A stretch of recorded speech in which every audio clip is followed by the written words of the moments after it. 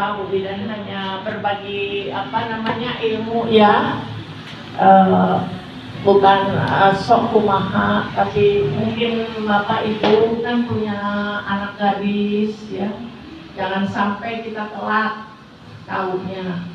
Memang namanya tumor payudara itu kalau yang ganas namanya kanker. Bidan maaf. Ya, kalau yang Oke.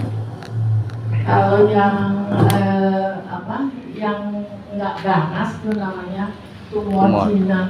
Jadi jangan sampai dari jinak itu nanti bisa menjadi ganas kalau kita nggak ini. Nah itu ada suatu pemeriksaan yang bisa dilakukan oleh setiap orang, terutama ibu-ibu atau gadis. Namanya sadari. Sadari itu adalah suatu singkatan periksa.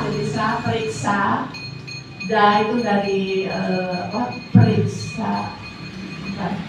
Sadari periksa payudara sendiri. Periksa payudara sendiri. Jadi kita pada saat kita mandi atau itu kita bisa periksa tanpa harus malu lah kalau kita di dalam kamar mandi atau itu. Kalau sendiri ya. Sendiri nggak masalah, di luar juga bisa, tapi ya jangan kita bongkar. Kecuali sama si Bakpan. Jadi kalau cara periksanya itu gampang ya sebenarnya. Nggak apa-apa Bu Bidan, bukan dorang ya. Oh iya benar-benar.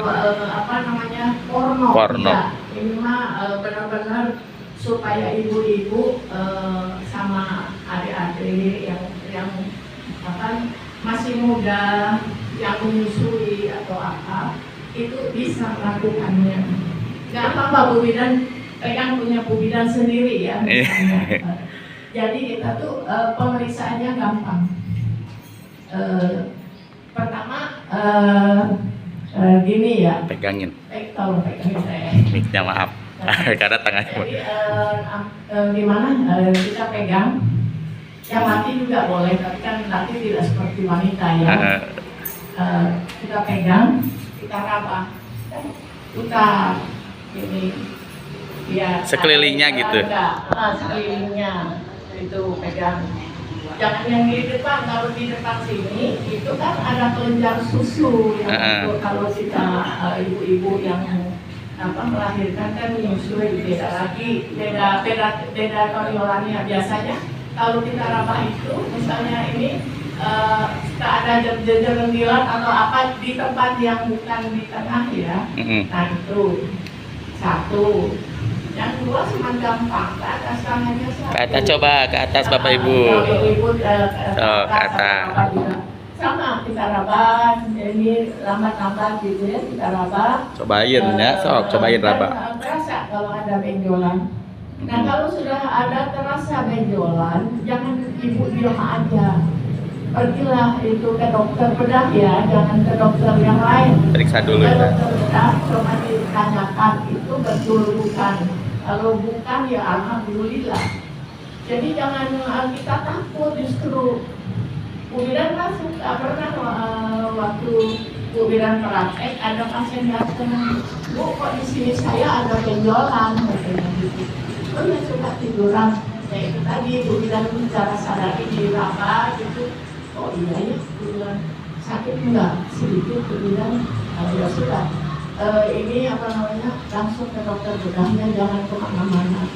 Mudah-mudahan lebih awal kita tahu itu lebih mudah, nggak usah kita harus nanti jadi kemoterapi, betul. Gitu, jangan sampai. Kalau dari awal kita tahu itu mah lebih baik. Kebetulan setelah itu ibunya datang lagi, Ibu bilang ini aku kanker payudara. Aduh. Stadium 1. Oh masih bisa ya. Awal karena keburu cepat ya. Jadi diangkat semua supaya dia tidak menyebar. Anak sebarnya nggak kemana-mana. Kebetulan dia nggak usah harus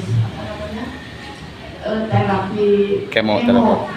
Jadi udah dibersih mungkin itu. Terus datang lagi, Bu bilang saya mau KB lagi, KB suntik. Saya senang ketawa. Bu, tanya sama dokter ya, Bu bilang, kalau dokternya boleh, nanti Bu bilang yang suntik. Tapi kalau nggak boleh, enggak, karena saya tahu KB suntik itu kan hormon, takut ya merangsang lagi sang kankernya, tumor. Terus pas itu balik lagi, kita kata dokter nggak boleh disuntik. Jangan. Itu saya cuma ketawa jatuh dia. Ada lagi, terutama kita yang udah umur di atas 49 ya, 49 itu kebanyakan jatuhnya jadi kanker payudara. Ada waktu itu datang ke saya, maka lagi sudah umur 50 lebih. Yang bidang hanya cuma dengan video nanti ayo endong nanti atau mak boleh itu nyabak mak mak saya bilang dia mah ke rumah sakit kan soalnya isi ayam naon nggak tahu dia pergi atau enggak, mungkin dia ada penyakit aduh kalau nggak salah waktu itu biasanya itu mah harus diterapi dulu ya, nggak boleh langsung. Lama-lama mungkin males, akhirnya pecah. Nah, pecah itu jadi kayak bisul, jadi pecah, kayak bolong. Itunya kayak apa, payudaranya udah kayak lupa. Misalnya yang kayak di rumah terlambat. Kali kan 3 p lah, udah nggak bisa diangkat, udah nggak bisa. Dia mau kemoterapi, mungkin keadaan fisiknya ya begitu dia menunjang, jadi ya nggak jadi. Kan kita kalau harus kemo itu memang harus sehat, kalau enggak kita mah susah.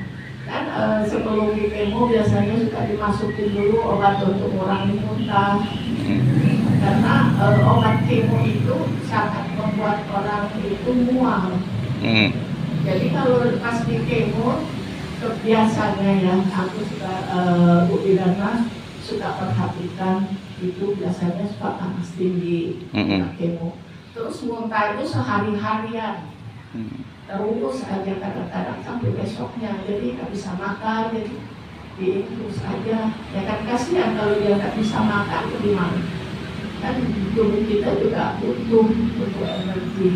Nah jadi punten bisa ibu-ibu coba pengalaman ini bagi sama anak-anak ibu ya, atau cucu yang masih gadis. Benar. Ya, cuma itu aja lah. Mudah-mudahan bermanfaat bagi kita semua. Kan ilmu itu harus dimanfaatkan, dibagikan. Semoga aja menjadi amal jariah bagi Budi dan nantinya bisa karena Budi dan ikhlas memberikan itu. Amin. Ya, terima kasih. Tepuk tangannya dulu Bapak Ibu.